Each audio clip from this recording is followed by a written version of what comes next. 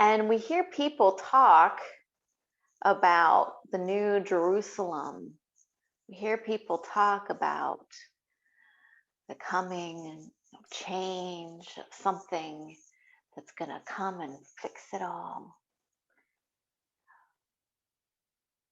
But when Jesus, this is one of the things I love about doing the book study we did, is because it helped me understand that when Jesus entered Jerusalem, it was in direct opposition to the domination system.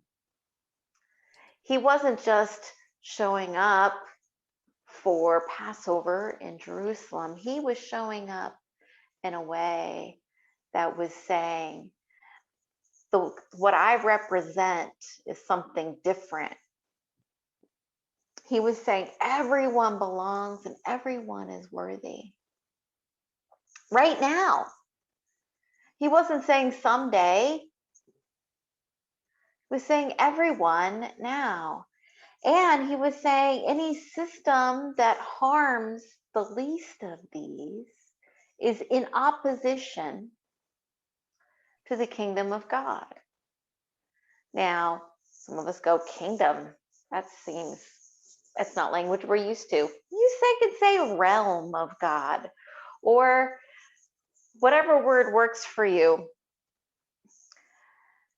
But, in these days, we might call it the oneness consciousness. But it's all of that to say is that any system that harms the least of these, meaning all the peoples, is in opposition to that idea of creating a world that works for all, which is another way to say the kingdom of God, right? And I think that it's okay to remember, and maybe even helpful to remember, that most of the followers of Jesus didn't get it, or they sort of got it, or they said, this feels good, but they didn't necessarily get the whole big picture. Even Peter, kind of famous for not understanding the full concept of what was going on there. And sometimes we don't fully get the idea of where we're trying to go, or what our spiritual journey is trying to tell us, or any of that. And that's okay, because the idea is that we just keep aiming for the kingdom. We keep aiming for a world that works for all. We keep moving away from any system that harms the least of these, any system that puts some people at a lower place than other people. That's all we have to know or pay attention to. And so a few other things that I thought of in relation to all of this is that everyone is in their own place in their journey. And that's a wonderful thing. When we went to the big show gardens for flowers last week, we saw some flowers that were already past their prime. We saw some flowers that were only barely starting to pop up. We saw flowers in all different levels. And what's so amazing is that they're all planted together, so that there's always someone who's at their peak. And it's a cycle too. So even the ones that have kind of gone past, they will have another time where they are the ones carrying the top, or the highest, whatever you want to call it. And so everyone is in their time, and we can't judge ourselves and our journey against other people's time, or what we think should be our time. Or we could, but it's not helpful. So let's not. And so let's think about that, because we think about the people who were following Jesus at the time of the crucifixion of the resurrection. Judas has made some choices, so that's where he's at. Peter has doubted and is scared. The rest of the disciples are confused. And, you know, some people say they're scared and hiding, which might be true, but they also probably were in danger of persecution. So maybe there was some wisdom there. We'll leave that to other people to figure out. And then we have the women who were there. They showed up on, you know, Easter morning, ready to take care of the body. And they're the first ones to receive the news. Everybody was in their right place.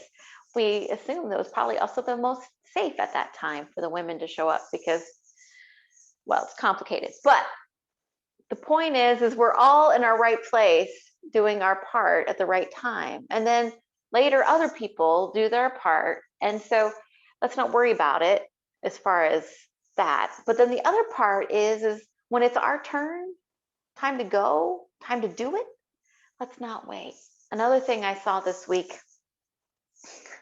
we're at this really big intersection, and the kind of place where you would assume that it would just be automatic, maybe that the crosswalks would just cycle through because it's such a big thoroughfare for pedestrians. But no, okay, fine. But a lot of the pedestrians, even, and this is true, that I saw people who appeared to be locals do this. They come up to the thing and then they stand there and nobody pushes the button. Nobody pushes the button. And then I'm standing there for a minute and then I look and I'm like, I don't hear the beep, beep, the slow beep. That means that somebody's pushed the button. And then I see a little girl walk over and push the button and all of a sudden, bam, lights change, people cross the street. And I was like, yeah, sometimes we're like those people. Maybe it's sort of like the disciples hiding out, waiting, waiting for something to happen, waiting for the New Jerusalem, waiting to Jesus to come and fix it all, waiting for a spaceship to come and whatever it is, right? Like we're waiting. But maybe if it's our time to bloom, we just need to push the button. Let's just push the button and go. Do it. And here's the thing, you don't have to have it all figured out. The followers of Jesus at the time, they didn't quite know what was going on. You just got to know what the next thing is to do and do it. Show up at the tomb with the anointing oils, you know, or is it yours to go and show up as a good neighbor? Is it yours to go and be the voice of love and compassion? Whatever that is. Just push the button, cross the street already. Don't wait for somebody else. It's not going to automatically happen.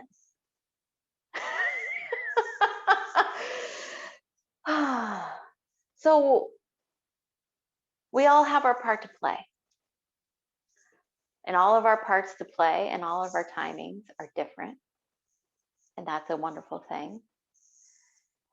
And when it's our time, it's time. You know, some people say Jesus was ahead of his time.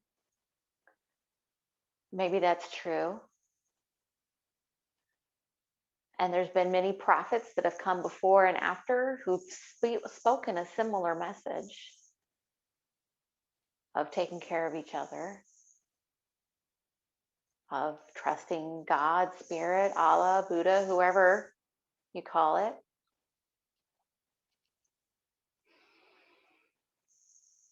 So when it's our time to bloom, when it's our time to rest, when it's our time to cross the street, when it's our time to do the thing, trust and keep moving. And let's not wait for a New Jerusalem. Let's not wait for the spaceship. Let's not wait for whatever it is. Let's just go. Let's rise up.